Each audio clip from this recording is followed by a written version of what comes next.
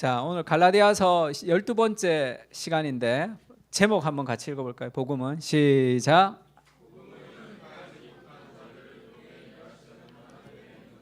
너무 길어서 인사하기가 쉽지 않은데 살아서 볼 수 있어 감사합니다. 그렇게 한번 인사합시다. 네. 네. 복음은 한번 다시 읽어볼까요? 시작.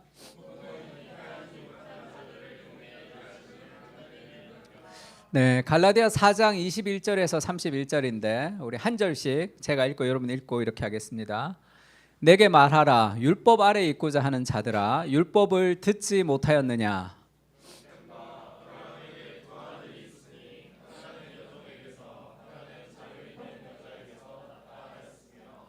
여종에게는 육체를 따라 났고 자유 있는 여자에게서는 약속으로 말미암았느니라.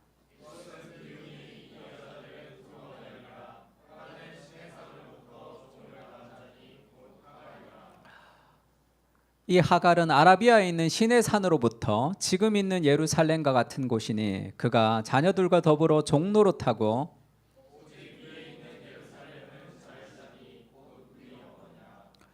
기록된 바 잉태하지 못한 자여 즐거워하라. 산고를 모르는 자여 소리질러 외치라. 이는 홀로 사는 자의 자녀가 남편 있는 자의 자녀보다 많음이라 하였으니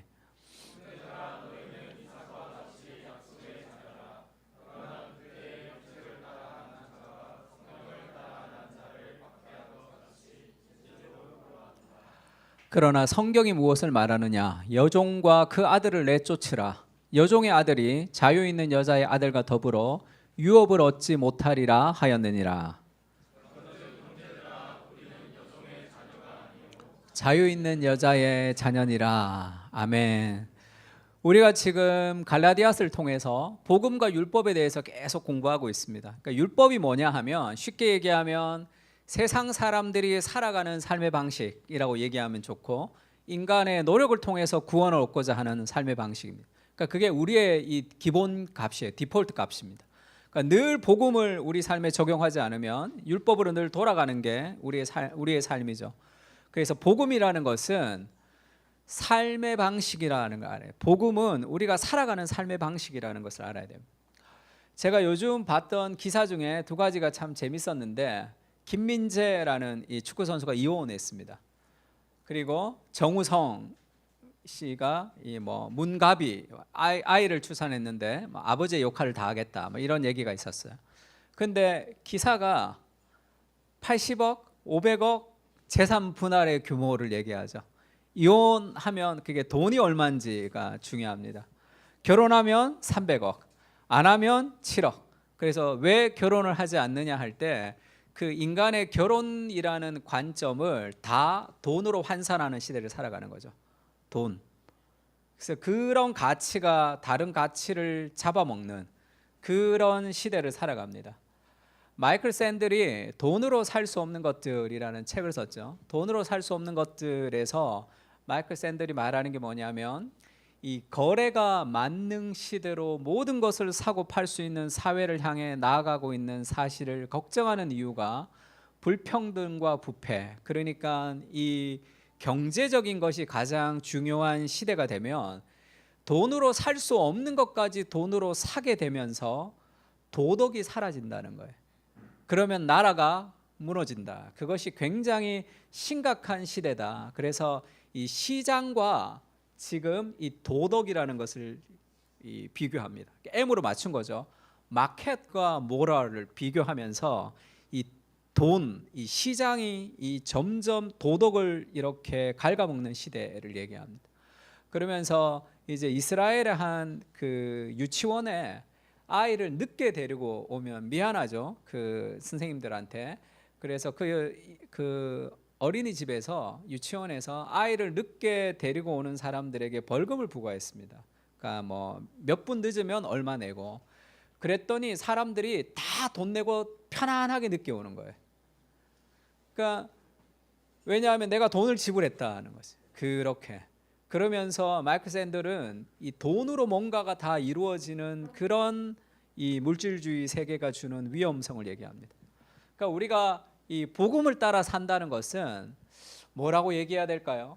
이 아브람 카이퍼가 칼빈주의 강연 이렇게 얘기했는데 원래 제목이 영어 제목이 삶의 체계로서의 기독교 이런 제목이에요.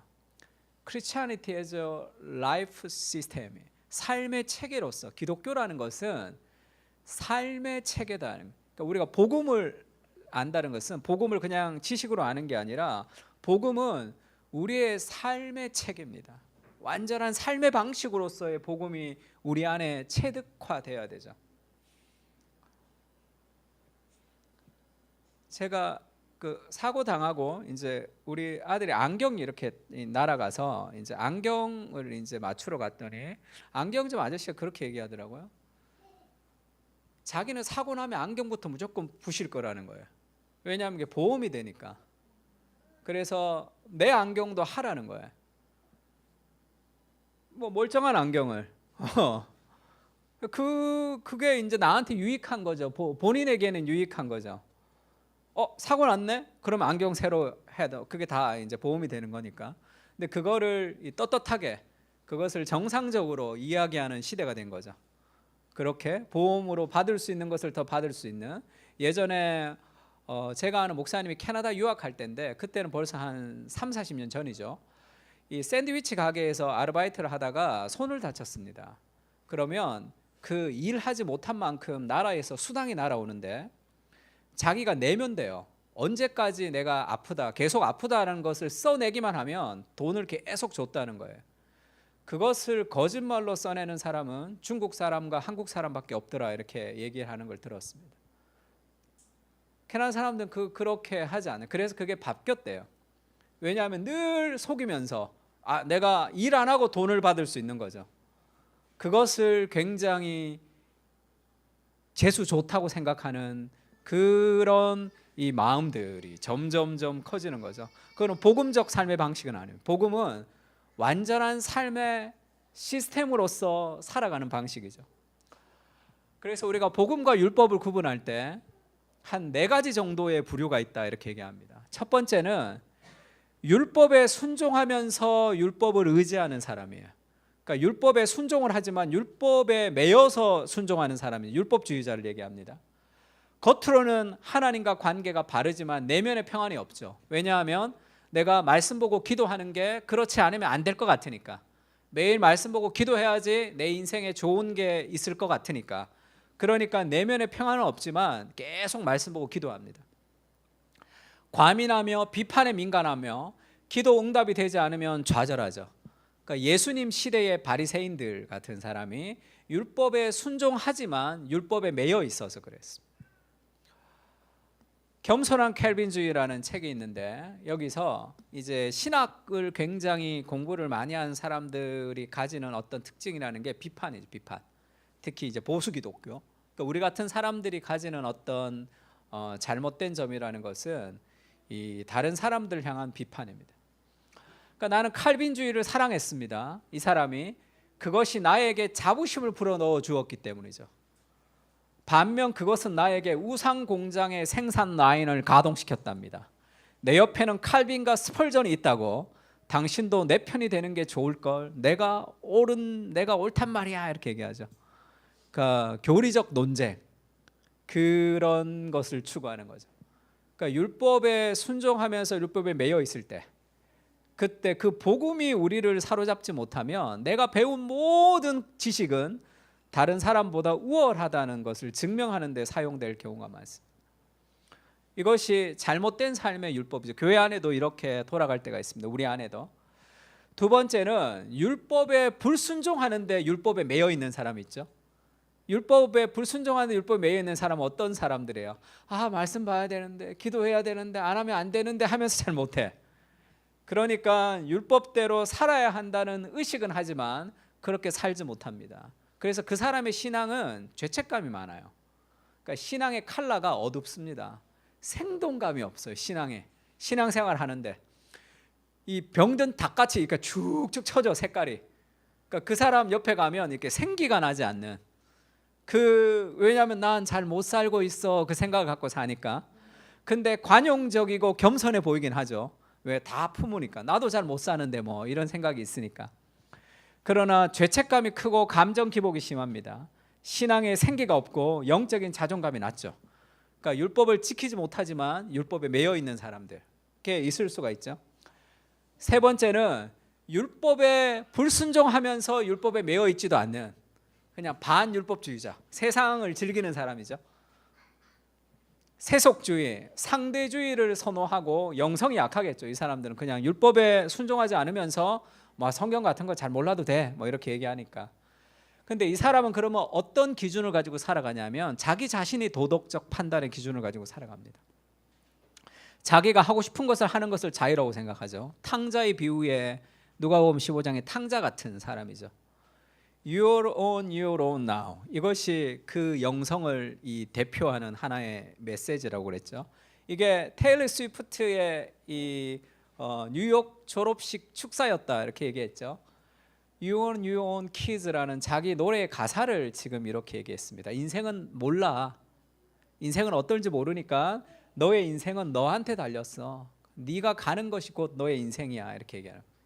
그러니까 뭐 성경도 하나님도 없이 그냥 내가 원하는 삶을 살고 싶어하는 삶, 이 반율법주의 같은 삶이죠. 데이비드 브룩스가 이런 것을 굉장히 비판했죠. 성공을 거둔 유명 인사가 졸업식 연설이라는 세속적인 설교를 통해서 성공은 중요하지 않아, 실패하는 걸 두려워해서는 안 돼, 그리고 자유라는 빈 상자를 주죠. 너 인생 열심히 살아. 근데 내가 내 인생의 주인이 되면 늘 열등감 속에 살아갈 수밖에 없죠. 내가 원하는 삶이 아니거든 지금. 그러니까 테일러 스위프트의 목소리를 듣고 그렇게 살고 싶으면 늘 열등감 속에 삽니다. 나는 저렇게 되지 못해. 인생의 목적은 자유로워지는 것이라고 말하지만 담대하라, 큰 꿈을 꾸라. 그러나 자기 인생이 무엇인지도 모르는데 미래가 무한하다고 말한들 무슨 도움이 되겠는가. 오히려 압박감만 커질 뿐이죠. 그래서 말씀이 아닌 자유는 더 우리를 힘들게 합니다. 기준이 없기 때문에. 그러면 우리가 원하는 복음적인 사람은 어떤 사람이냐? 율법에 순종하면서도 율법에 매이지 않는 거죠. 이 사람은 율법에 매이지 않습니다. 왜냐하면 하나님의 자녀임을 알기에 감사와 기쁨으로 순종하거든요. 이 복음의 은혜로 순종하는 사람들이죠. 더 관용적이죠. 남에게 공감할 줄도 압니다. 그리고 확신이 깊죠. 우리가 아까 얘기했던 1, 2, 3번으로 세상을 보는 그리스도인이 많은데 그런 시야만큼 영적으로 피폐해지겠죠. 율법주의자 그리고 반율법주의자, 애매하게 걸려있는 모든 정신들은 우리를 힘들게 합니다. 그러니까 신앙생활이 힘들어요. 그렇게 되면. 그러면 가장 건강하고 재미있고 확실한 신앙생활이 뭐냐? 복음이죠. 복음이 삶의 체계가 되는 겁니다. 그러니까 복음 안에서 내가 사랑받았기 때문에 전진하는 거죠. 순종하는 거예요. 내가 순종을 통해서 뭔가를 얻는 것이 아니라. 그러면 이 갈라디아서를 통해서 바울이 계속 얘기하고 싶은 것은 복음입니다. 복음을 너가 먼저 누리는 거예요. 그걸 받아들이는 거예요. 그때 삶은 자연스럽게 변합니다. 내가 이렇게 변해야지 저렇게 변해야지가 아니라 사랑을 하게 되면 시간을 내게 되잖아요.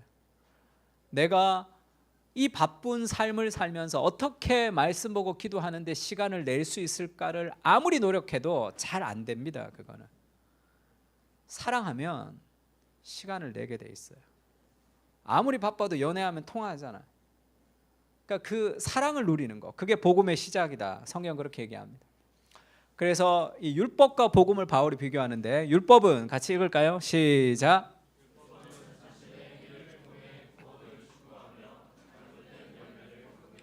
그러니까 율법적 삶은 자기 스스로 구원을 추구하면서 결국은 잘못된 열매를 거두게 된다. 그 얘기를 하고 있습니다. 같이 예레미야 2장 13절 읽을까요? 시작.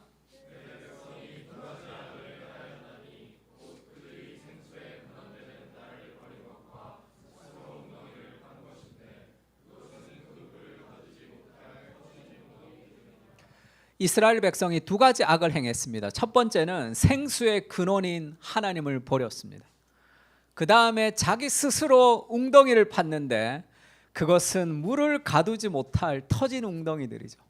그러니까 정말 열심히 사는데 생수의 근원으로부터 끊어진 삶을 살아가기 때문에 생명력이 없죠. 삶의 풍성한 열매를 거둘 수가 없습니다.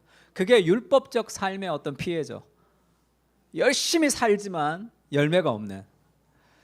그래서 그것을 바울이 율법적 삶의 모순을 그렇게 얘기합니다. 내게 말하라. 율법 아래 있고자 하는 자들아, 율법을 듣지 못하였느냐, 이렇게 얘기하죠. 율법을 통해 순종해야 구원을 받는다고 얘기하니까, 야, 율법을 자세히 보면 그렇게 얘기하지 않는다 하면서 율법을 가지고 율법적 삶의 모순을 지금 바울이 증명하고 있습니다. 기록된 바 아브라함에게는 두 아들이 있었습니다. 이스마엘과 이삭이죠. 이 두 아들이 하나는 여종에게서 낳고 하나는 자유 있는 여자에서 낳았다. 하가를 통해서 이스마엘을 낳았고 사라를 통해서 이삭을 낳은 이 두 가지 비유를 지금 바울이 인용하고 있습니다. 여종에게서는 육체를 따라 낳고 자유 있는 여자에게는 약속으로 말미암았느니라, 이렇게 얘기하죠. 두 개를 비교합니다. 율법과 복음을 이렇게 비교하죠. 하갈에게서 난 이 여종에게서 난 하갈을 통해서 육체를 따라 태어난 사람 이스마엘이라는 거, 이 율법을 얘기합니다. 그 다음에 사라를 통해서 사라는 자유 있는 여자다, 이렇게 얘기하죠. 이 종은 자유가 없는, 묶여 있는 것이고 지금 복음을 자유라고 표현합니다. 그리고 이것은 약속을 따라 태어난 것이다. 그러니까 육체를 따라 태어났다는 게 무슨 말이에요? 인간적인 노력을 통해서 자연스럽게 임신한 걸 얘기합니다. 사라는 약속을 따라 태어났다는 게 무슨 얘기입니까? 인간적으로 볼 때는 도저히 아이를 낳을 수 없는데 하나님이 개입을 통해서 아이를 낳는 거죠. 하나님이 개입하지 않는 삶, 인간적인 노력을 통해서 살아가는 삶이 결국 이런 결말을 맞이하게 될 것이다. 바울이 그 율법을 얘기하고 있는 거예요. 이것은 비유다. 이 여자들은 두 언약이다, 이렇게 얘기하죠. 하나는 신의 산으로부터 종을 낳은 자니 곧 하갈이라, 이렇게 얘기합니다. 이 두 가지 언약이다, 이렇게 얘기하죠. 이 언약은 뭐냐면 하갈을부터, 율법이죠. 하갈, 여종, 육체를 따라 태어났고, 이 언약은 옛 언약, 신의 산 언약을 얘기합니다. 옛날 언약, 구약을 얘기하는 거예요. 근데 사라는 자유 있는 여자, 약속을 따라 세운 새로운 언약, 다른 언약의 방식을 가지고 살았다, 이렇게 얘기합니다. 옛 언약과 새 언약의 차이가 뭡니까? 예레미야 31장 31절에는 그렇게 얘기해요. 하나님께서 보라, 날이 이르리니 언젠가 신약 시대가 올 것인데 그때 내가 이스라엘 집과 유다 집에 새로운 언약을 맺으리라. 지금 맺은 언약이 있는데 새롭게 맺는다, 이 말이죠.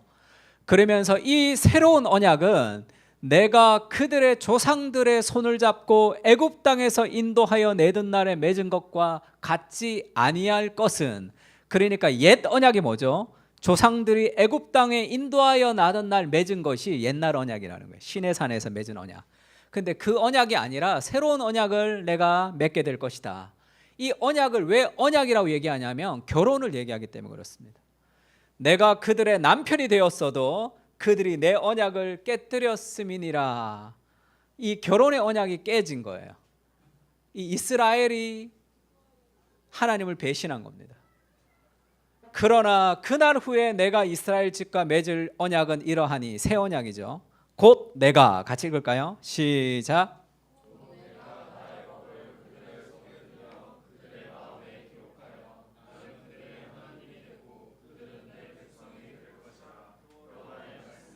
옛 언약은 율법을 이 바깥에 뒀죠. 바깥에 모세 율법을 뒀는데 그걸 지키지 못했어요. 새로운 언약은 내가 다시 새로운 언약을 맺는데 나의 법을, 율법을 그들의 속에 둔다는 거예요. 그들의 마음에 기록해서 나는 그들의 하나님이 되고 그들은 내 백성이 될 것이라. 그렇게 순종하는 사람으로 만들어주겠다, 이렇게 얘기합니다. 성령을 우리에게 주셔서 하나님의 은혜로 순종하는 시대가 이루어질 것이다. 그 얘기를 하고 있는 거예요. 새로운 언약의 시대를 얘기합니다.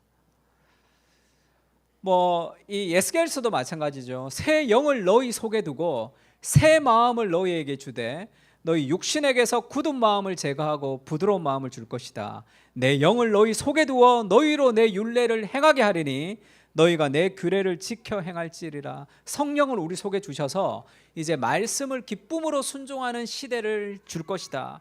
그리스도께서 그렇게 만들어 줄 것이다. 그 얘기를 지금 하고 있습니다. 그래서 예수님도 십자가에서 돌아가실 때 그렇게 얘기하죠. 이 잔은 내 피로 세운 새로운 언약이다. 이렇게. 그리스도가 새로운 언약을 너희에게 맺어 줄 것이다. 이렇게 얘기합니다. 이 언약이 율법과 다른 이유가 뭐냐면 새 계명을 너희에게 주노니 서로 사랑하라. 이렇게 얘기하죠. 예수님이 서로 사랑하라는 계명은 새 계명 아니죠. 옛 계명이죠. 구약에도 있습니다. 서로 사랑하라는 계명이. 근데 왜 이게 새 계명이라고 그랬죠? 아멘. 내가 서로 사랑하겠습니다. 내가 사람을 사랑하겠습니다라고 아무리 결심해도 인간의 노력을 통해서 사람을 사랑할 수 없다는 것이 결론이에요. 아무리 노력해도 우리는 사람을 사랑할 수 없는 존재입니다. 그래서 관계도 힘들고 결혼도 힘들고 인간과 삶이 힘든 거죠. 인간적인 노력을 통해서는 사람을 사랑할 수 없는 것이 인간의 한계죠. 그게 옛 언약의 한계입니다. 새 언약은 뭐가 다르죠? 빨간색 같이 읽을까요? 시작. 한 번 더 시작. 쉽죠? 그리스도의 사랑을 누리고 그 사랑을 받은 사람이 사랑할 수 있어요. 죄인인 나를 용서해 주신 그리스도의 사랑의 용서를 깊이 경험하면 다른 사람들 용서하기가 쉽습니다. 이것이 복음적 순종이죠. 율법의 삶은 굉장히 어렵습니다. 아무리 노력해도 안 되거든요. 열심히 살지만 결국은 나에 대한 정죄로 끝이 나는 거죠. 복음은 쉽습니다. 그래서 우리가 누군가를 사랑하기 위해서 필요한 것은 은혜를 누리는 거죠. 죄인인 나를 끝없이 사랑하는 사랑이죠. 교회를 막 10년을 안 왔다. 교회를 한 5년을 떠났다. 그러다가 교회를 와서 예배를 드리면 하나님을 만날 때 첫 번째 느낌이 뭐예요? 아, 하나님이 나를 끝없는 사랑으로 기다리고 계셨다라는 그 사랑의 확신이죠.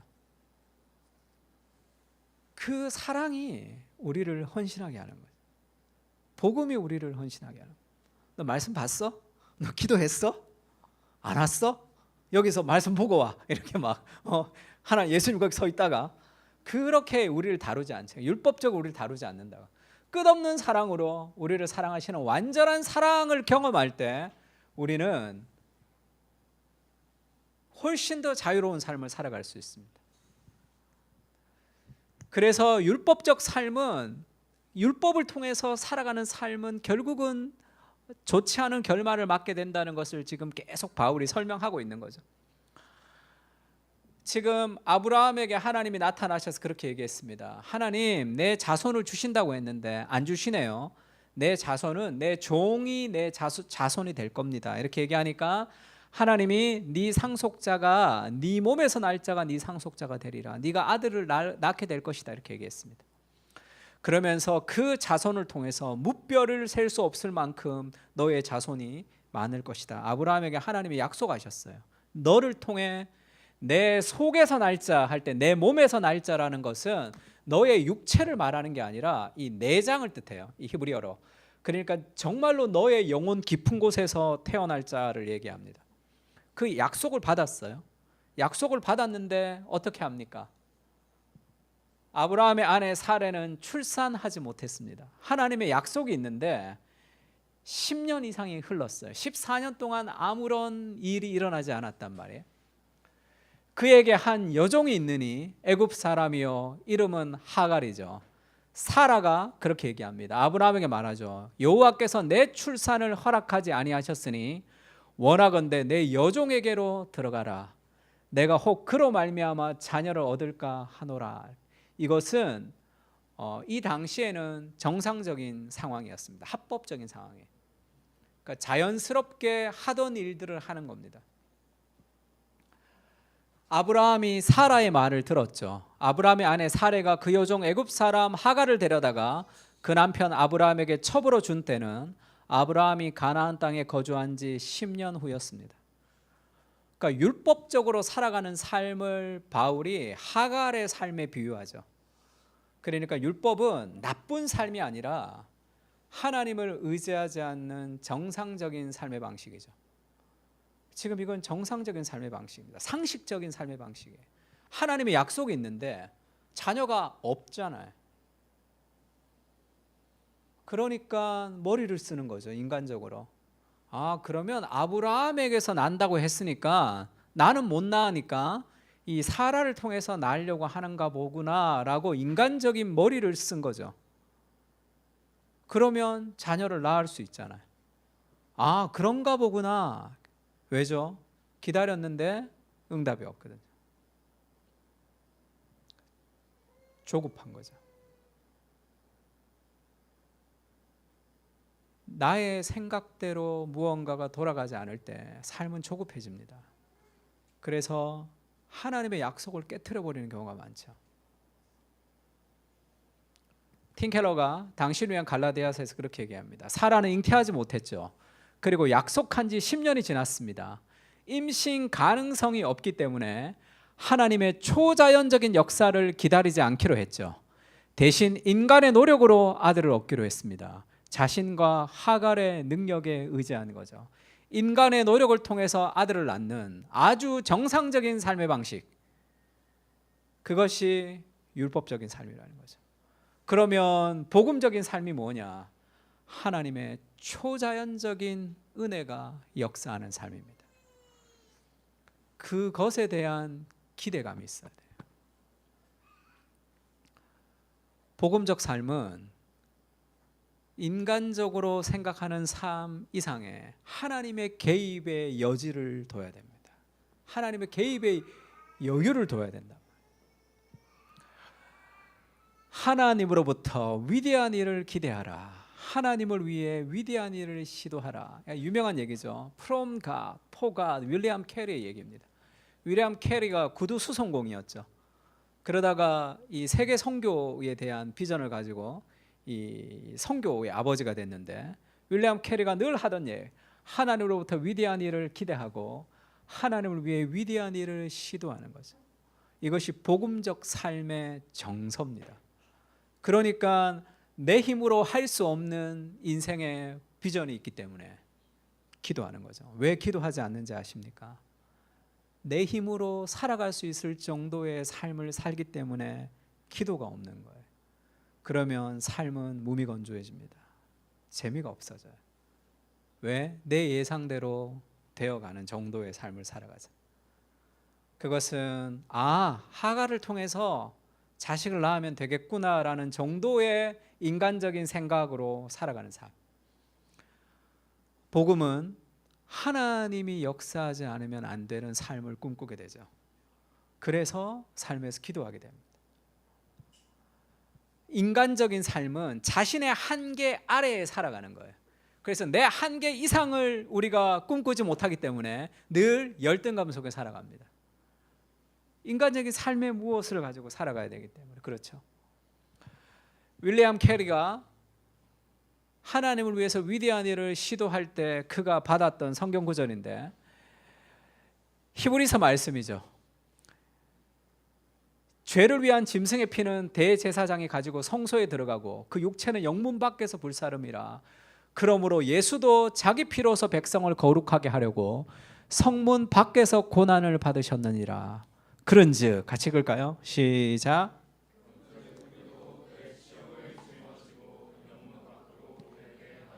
이 말씀이 그의 영혼에 꽂혔습니다.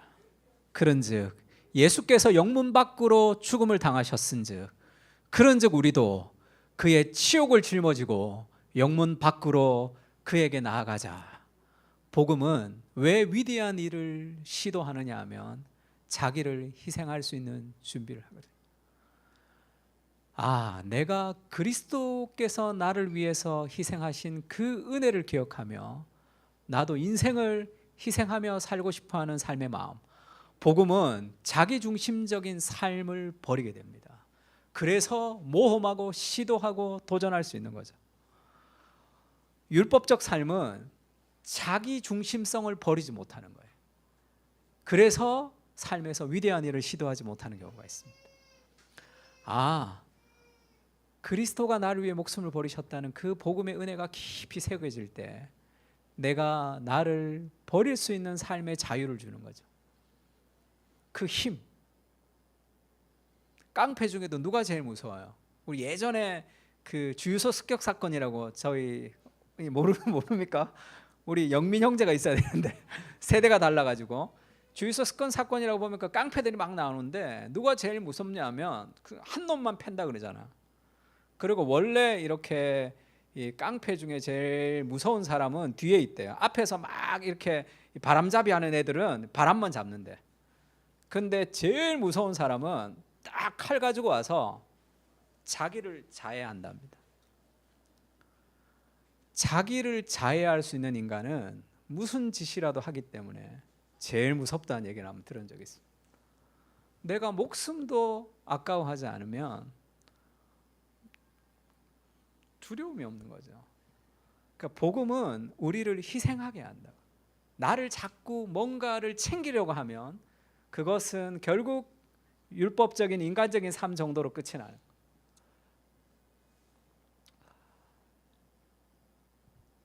오카노 목사님이 예전에 그 신학생들 또 목회자들에게 이 제자 훈련에 대해서 쭉 얘기할 때가 있었습니다.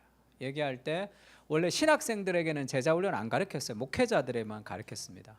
신학생들에게 가르쳤더니 비판이 많은 거야. 그래서 이제 옥 목사님이 그 합신 교수하시다가 그거를 도시 선교 교수하다가 이제 합신 안 나가 버렸어요. 그러면서 신학생들에게는 제자 훈련을 가르치지 않았어. 아예 걔네들은 뭣도 모르면서 비판만 한다는 거예요. 그리고 목회자들이 너무 많기 때문에 가르칠 사람이 신학생들은 저기 안 가르친다 그랬는데, 제가 합신해서 제자훈련 동아리를 처음 파운더로 만들어 가지고 목사님이 굉장히 좋아했다는 얘기를 제가 들었는데, 그래서 제자훈련에 대해서 쭉 얘기하니까 어떤 인천에 있는 목회자가 손들고 얘기했대요. 그거는 강남에 있는 아줌마들, 지적인 수준이 있는 사람들이나 되지 인천의 달동네에서는 안 된다 이렇게 얘기했다는 거예요. 목사님이 그렇게 얘기했답니다. 오카노미 그 교회 가면 제자훈련 할 것 같습니까? 안 할 것 같습니까? 그렇게 물었대. 목사님은 하겠죠 하고 그냥 앉았다는 거예요.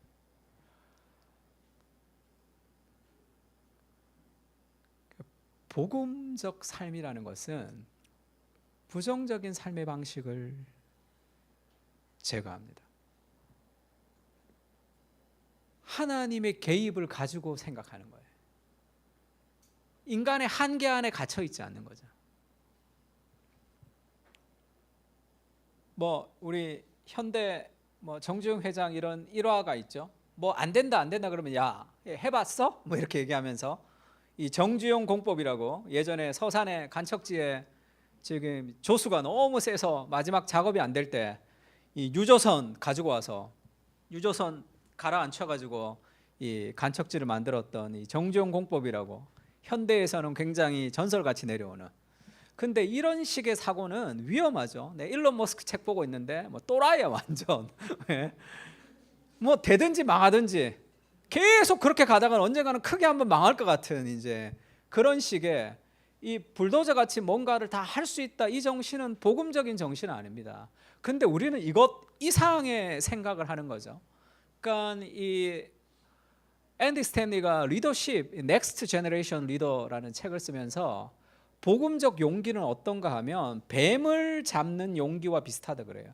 굉장히 신중하면서 용기 있어야 되죠. 이렇게 무모한 뭐 무조건 된다 하다가는 망할 수도 있습니다. 그러나 이 정도 용기 이상의 용기죠. 굉장히 신중하지만 용기 있죠. 하나님을 개입해서 삶의 모든 것을 생각해야 돼요. 그게 복음적 삶이죠. 하나님이 함께 하심으로 이루어지는 삶의 모든 것. 그래서 기도를 통해서 삶의 풍성한 삶의 여유가 좀 있어야 됩니다. 그런 실험을 했다 그래요. A라는 건물에서 B라는 건물로 시험을 치러 갈 때 B 건물로 가서 시험을 쳐야 된대요. 근데 시험 시간을 5분 남겨놓고 이제 가서 시험 치게 하고, 어떤 사람은 40분 남겨놓고 가서 시험 치게 하고, 중간에 누가 이제 쓰러져서 아픈 사람이 있고 도와주는지 안 도와주는지를 체크하는 실험이었답니다. 누가 도와주고 누가 안 도와주는지. 정답이 뭐겠어요? 시험 시간이 5분 남은 사람을 안 도와주고 시험 시간이 많으냐는 사람들은 도와준다는 거예요. 율법적 삶은 우리를 분주하게 합니다.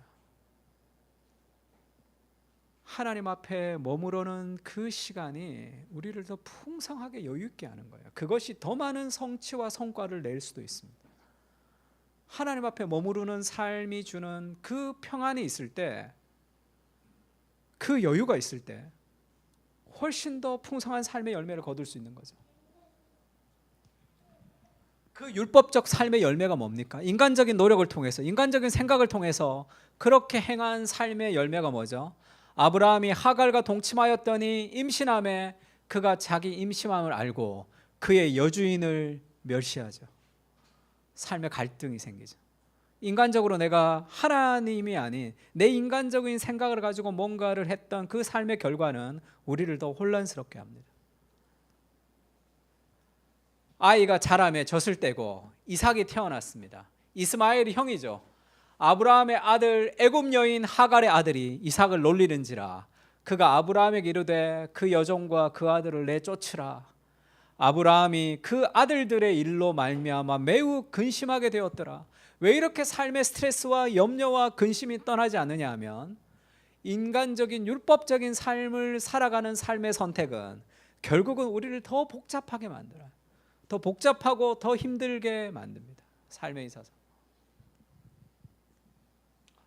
김미경 씨가 딥 마인드라는 책을 썼는데, 이분이 이 자기 개발 열심히 하셨던 분이죠. 모태신앙이었고 언니가 목사님이더라고요.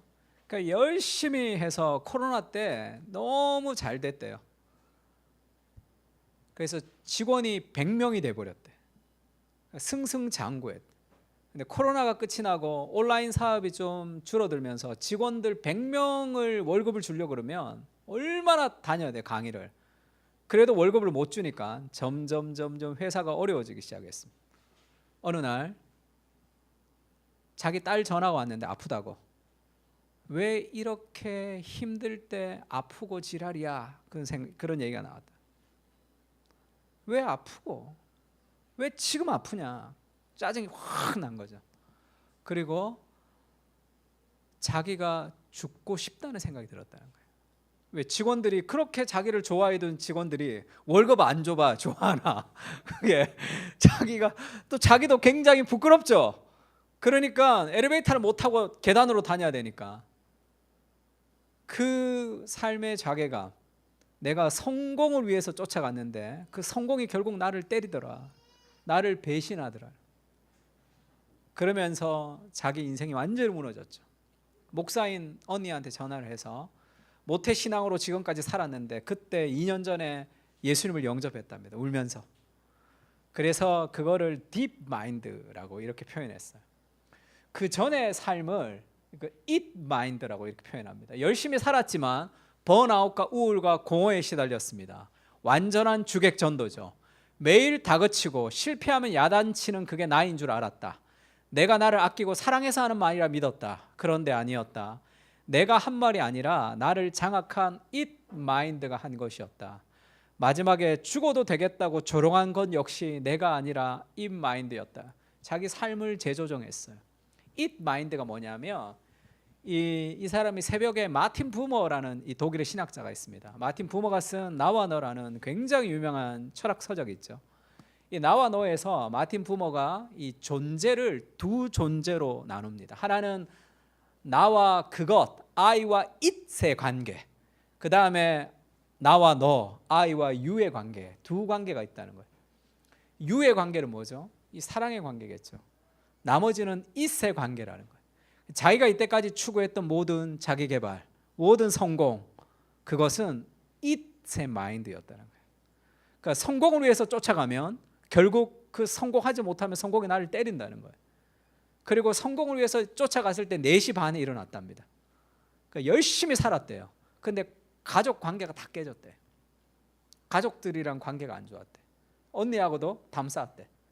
목사인 언니가 자기를 안 좋아한다고 생각했던 거예요. 나는 잘 나가는데 왜 우리 언니는 나를 인정해 주지 않지? 그래서 전화도 안 하고 관계가 다 끊어진 거예요. 지금은 4시 반에 안 일어나고 6시에 일어난답니다. 7시간 잔대요.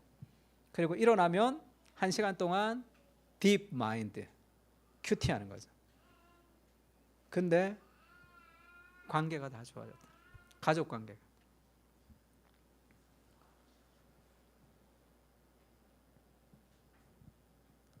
예전에 돈이 많을 때는 늘 부족했대요. 돈이 적은데 마음이 바뀌니까 이게 풍족해진다는 거예요. 하나님 앞에 머물며 누리는 평안이, 그것이 우리의 삶의 어떤 복음이 우리의 삶의 라이프 시스템이 돼요. 삶의 체계가 될 때 훨씬 더 많은 것을 풍성하게 가지며 돌아갈 수가 있습니다. 마지막으로 같이 읽을까요? 복음은 시작.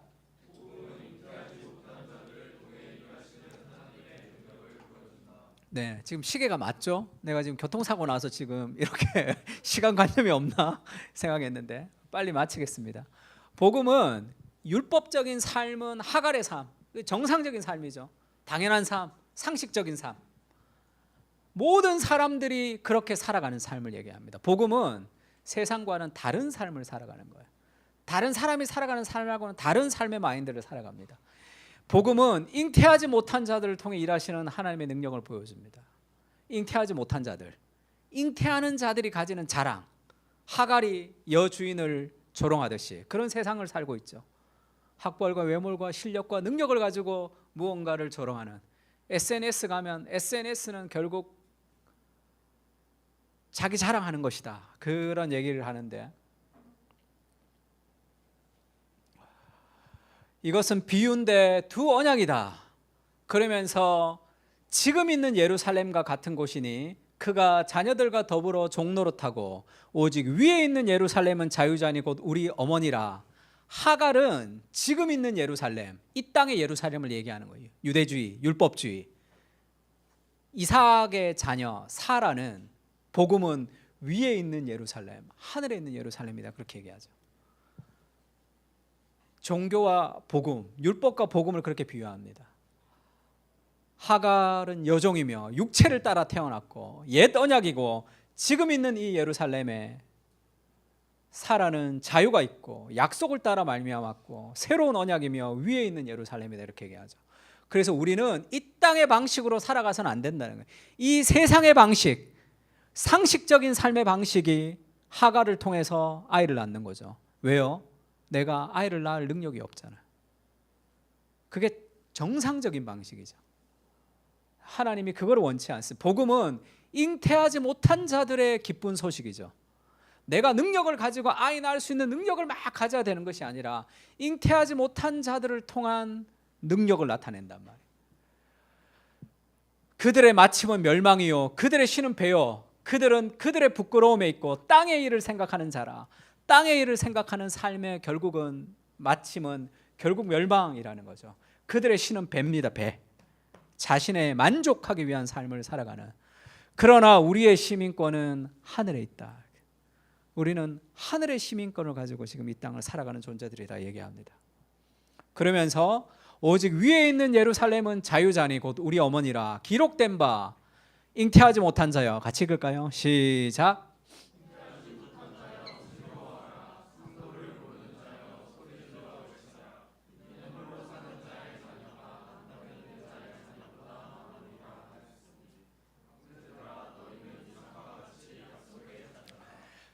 복음은 율법이 아니야. 복음은 인간의 노력과 능력을 통해서 이루어지는 게 아니야, 그렇게 얘기하죠. 잉태하지 못한 자야 즐거워해라. 산고를 모르는 자여 소리를 질러 외치라. 이는 홀로 사는 자의 자녀가 남편 있는 자의 자녀보다 많음이라 라는 구약의 메시지를 바울이 인용합니다. 복음은 연약한 자들의 승리의 소식이다. 내가 아무것도 할 수 없는 자들의 능력을 나타내는 것이다. 왜죠? 내가 연약하기 때문에 하나님을 의지하고, 하나님을 의지하기 때문에 하나님의 능력을 나타내 주시거든요. 이사야서 54장을 얘기하는 거죠. 잉태하지 못하며 출산하지 못하는 너는 노래할지어다. 산고를 겪지 못한 너는 외쳐 노래할지어다. 이는 홀로 된 여인의 자식이 남편 있는 자의 자식보다 많음이라. 결국 내 자손은 열방을 얻으며 황폐한 성읍들을 사람 살 곳이 되게 할 것입니다. 이 잉태하지 못한 자가 표현하는 방식이 뭡니까? 그것은 인간의 능력으로 할 수 없는 그 연약함을 가지는 존재들이죠. 그들에게 기쁜 소식이 되는 게 뭐죠? 복음이죠. 내가 하는 것이 아니라 하나님이 나를 통해 일하시는. 막 왜 그렇게 우리가 기도할 시간도 없을 정도로 분주한 율법적인 삶을 살아갑니까? 해야 될 일이 너무 많거든요. 그것이 하갈과 이스마엘을 낳는 삶이 되는 거예요. 복음을 누려야 됩니다. 머물러서 하나님을 누려야 돼요. 그것이 복음의 능력을 나타내는 방식이다, 이렇게 얘기하죠. 아브라함과 사라는 나이가 많아 늙었습니다. 사라에게는 여성의 생리가 끊어졌고 사라는 속으로 웃었습니다. 하나님의 아들이 있다 그러니까 속으로 웃었어요. 내가 노쇠하였고 내 주인도 늙었으니 내게 무슨 즐거움이 있으리요. 이것이 인간적인 삶의 한계죠. 그래서 율법적인 삶을 살아갑니다. 내가 할 수 없기 때문에 하나님도 할 수 없는 것처럼 살아가는 거죠.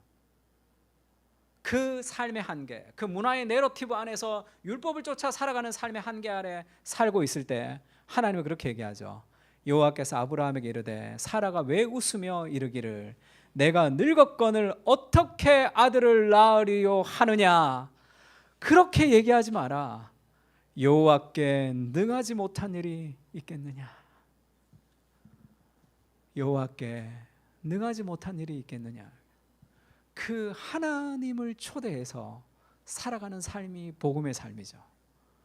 그래서 아무것도 없으나 모든 것을 가진 자라고 외칠 수 있는 것이 거기 있죠. 지혜가 부족합니까? 후히 주고 꾸짖지 않으시는 하나님께 간구하라. 그래서 공부할 때 기도하세요. 하나님께서 은혜를 부어주시도록. 내 삶에 능력이 없을 때 기도하십시오. 하나님이 우리의 삶의 능력이 되도록 그 하나님의 역사를 우리 삶에 가지고 오도록 그렇게 머물러 있는 삶의 방식이 필요하죠. 예레미야 32장 27절 같이 읽을까요? 시작.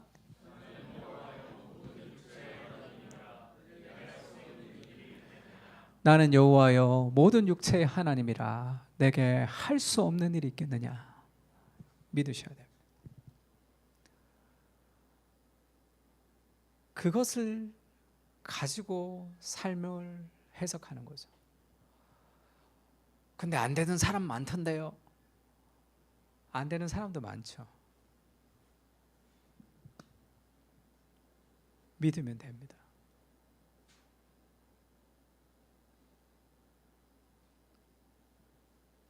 하나님이 내 인생을 가장 아름답게 인도하실 것이라는 삶의 확신할 수 있는 능력이 어디 있습니까?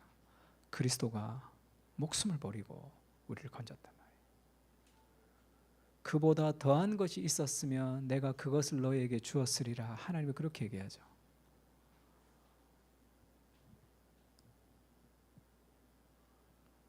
그 가치를 좀 붙들어야 됩니다.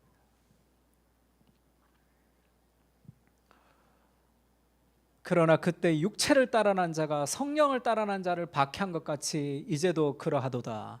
그래서 복음으로 사려고 하면 다 미쳤다는 소리를 듣습니다. 육체를 따라난 자가 성령을 따라난 자를 박해하는 것처럼 오늘날에도 상식 이하의 삶을, 상식 이하는 아니죠, 상식 밖의 삶을 살기 때문에 그것은 사람들에게 이해되지 않는 삶의 방식을 가지고 살아가는 거죠. 복음은 다른 삶의 방식을 살아갑니다.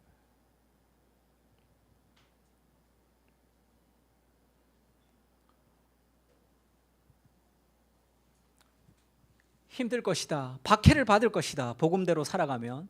그래서 늘 하는 얘기 있죠. 목사님 설교를 들으면 맞는 것 같은데 그렇게 사는 사람은 못 봤습니다. 그렇게 내가 직장 가면 그렇게 사는 사람이 없습니다. 그렇게 사는 사람이 없다고 그러면 내가 율법적으로 살아가면 그 사람과 같이 살고 싶습니까? 그러면 육체를 따라난 자가 성령을 따라난 자를 박해하는 시대, 그걸 이해받지 못하는 삶의 시대를 살아가는 거죠. 그러나 성경이 무엇을 말하느냐? 여종과 그 아들을 내쫓으라. 여종의 아들이 자유 있는 여자 아들과 더불어 유업을 얻지 못하리라. 바꿔 얘기하면 뭡니까? 육체를 따라는 자가 성령을 따라는 자를 박해하는 세상을 살아가지만 성령을 따라 살아가는 인생은 반드시 유업이 있는 거죠. 그 유업을 가지고 살아가는 존재다 얘기합니다. 그런즉 형제들아, 우리는 여종의 자녀가 아니요 자유 있는 여자의 자녀라. 복음을 경험하며 살고 싶은 삶의 방식을 따라 살아가는 거예요.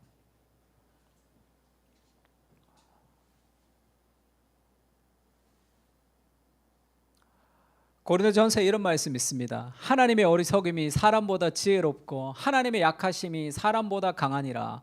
형제들아, 너희를 부르심을 보라. 육체를 따라 지혜로운 자가 많지 아니하며 능한 자가 많지 아니하며 문벌을 좋은 자가 많지 아니오다.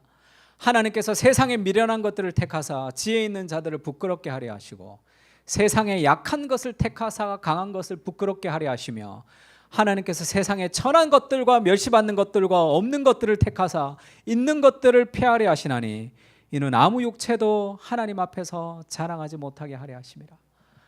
하나님의 어리석음이 사람의 지혜로운 것보다 더 낫죠. 형제들아, 너희의 부르심을 봐라. 능력 있는 사람이 어디 있냐? 연약한 인생을 통해서 하나님의 역사를 이루시는 거죠. 내가 약하고 연약한 것에 한계 아래 갇혀서 더 열심히 율법적으로 무엇을 하는 것으로 해답을 찾아야 되는 것이 아니라 하나님 앞에 가는 것으로 해답을 찾아야 되죠. 고린도후서 한번 읽어볼까요? 시작.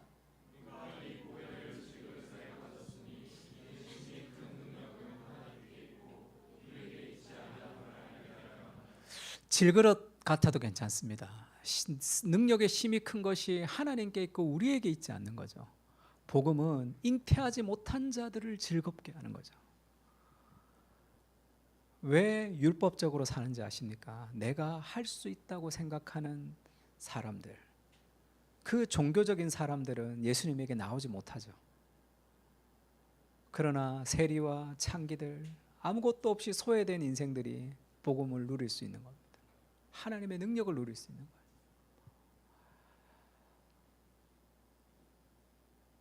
린치핀이라고 세스 고든이 쓴 책이 있습니다. 린치핀이라는 게 이 톱니바퀴, 이 수레바퀴에 축이 되는 게 린치핀인데 그 얘기를 하는 거예요. AI 시대에 살아남을 수 있는 사람이 되려면 어떻게 해야 되느냐? 그러면서 감정 노동을 통해서 세상에 선물을 주는 사람이 되라 이렇게 얘기합니다. 그러면서 어떤 이 레스토랑의 한 종업원 얘기를 하는데 그 종업원이 이렇게 가다가 이 노 부부가 이 결혼 기념일날 왔어요. 몇십 주년 결혼 기념일날 와서 막 서로 얘기하는데 우리 첫 연애할 때 여기서 먹었던 이 뉴욕 핫도그를 먹었던 얘기를 쭉 했습니다. 자기들 첫 만남을 얘기를 했죠. 그거를 종업원이 들었어요. 지나가다가 그냥 지나가고 종업원 하면 되죠. 그게 기계적인 삶. 그 사람이 주방에 가서 핫도그를 만들 수 있냐? 그 핫도그를 만들어서 그 코스 요리에 핫도그가 나왔다는 거예요. 그러면 그 부부에게 그것이 얼마나 이렇게 좋은 추억이 되는 겁니까? 그것이 감정 노동을 통해서 세상에 선물을 주는 린치핀이 되는 것이다. 그러니까 그 레스토랑이 그 종업원 때문에 유명해진 거죠. 그런 삶에 뭐라 그럴까요? 어떻게 하면 성공할 수 있을까를 매몰되는 삶이 아니라 그렇게 살아가는 삶이 필요하다 이렇게 얘기합니다. 요즘 스타벅스 주가가 떨어지고 있죠. 스타벅스보다 더 뜨고 있는 이 미국의 커피가 아니죠. 이 외식업이 있는데 더치브로스라는 회사가 막 올라가고 있습니다. 2024년도에 레스토랑트 10개를 꼽았어요. 1등부터 10등까지. 3등이 이 레스토랑도 아니죠. 여기가 더치 브로스가 3등이 됐습니다. 10개의 회사 중에. 왜 그러냐면 여기는 서비스를 통해서 사람들을 섬긴다. 그래서 서비스가 굉장히 좋습니다. 그 중에 제일 유명한 장면이 뭐냐면 이 드라이브 스루로 커피를 사러 갔던 어떤 여자가 얼굴이 좋지 않았어요. 이 종업원이 마치 요셉처럼 당신의 얼굴이 수심이 가득한 것이 어쩜이냐, 무슨 일 있어요? 이렇게 물었죠. 어제 남편이 죽었습니다. 기도해 주는데 종업원들이 3명이, 그래서 기도해 주는데 여기서 드라이브 스루에서 종업원들 3명이 와서 함께 기도하는 장면이 찍힌 거죠. 이 뒤에 있는 사람이 이거를 찍어서 올렸습니다. 그래서 뭐 더 유명해졌죠. 여러분 직장 생활은 어떻게 하고 있습니까? 제가 제자훈련 숙제 중에 이번 주 받은 숙제 중에 참 마음이 좀 따뜻해지는 숙제가 하나 있었는데, 뭐 금요일 날 이제 퇴근을 해야 되는데 그 회사랑 다 얘기가 끝났어요. 그 거래처랑. 근데 뭔가 여기서 문제가 생겨서 이제 나보고 거기까지 오라는 거야. 그쪽 회사까지. 근데 뭐 자기들이 처리할 일이지 내가 갈 일까지는 아닌데 나를 부르니까 짜증 나죠. 일 다 처리했는데 그쪽에서 문제가 생겨서 내가 불러가야 되니까 짜증이 났는데, 이것이 하나님의 섭리라고 생각하면 이것을 통해서 내가 무엇을 배울 수 있을까를 생각을 하겠죠. 아, 짜증 나네. 금요일 날 왜 나를 부르고 그렇게 갔다가 기분 나쁘게 돌아올 수도 있지만, 그러고 거기를 도착했더니 그 직원이, 그 거래처 직원이 얼굴이 사색이 돼서 막 왔다 갔다 하더래. 그러니까 뭐 내가 거기까지 갈 일은 아니었지만 그래서 그 사람을 좀 위로했다는 거예요. 아, 힘들죠. 위로한 거죠. 그러면서 아, 하나님이 나를 이 사람 위로하기 위해서 보냈나 보다, 그렇게 생각할 수 있단 말이에요.